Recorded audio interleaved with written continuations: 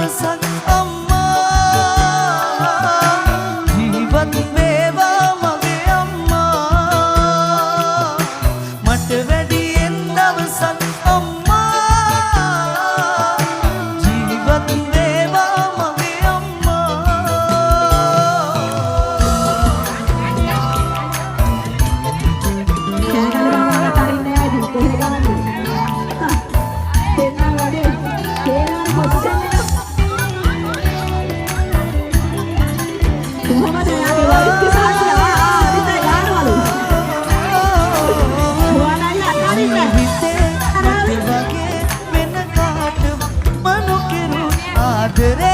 අම්මගේ